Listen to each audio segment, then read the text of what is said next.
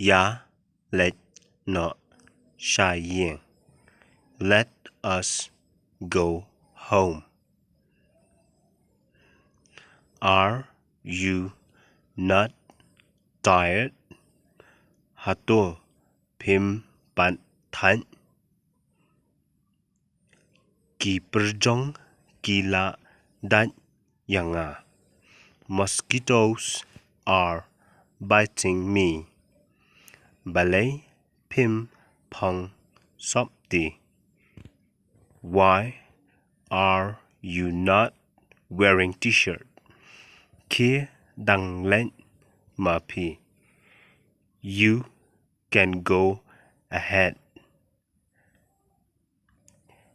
Nga la pang met. I have body aching. Balay Pim Snap Ya Nga. Why are you not listening to me? Shim Jinghikai Nanga. Learn from me. Ngan let hadu da pilet mapi.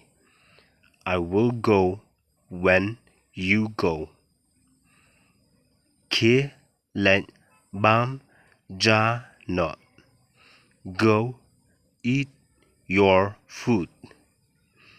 Ngatem pi la tngan.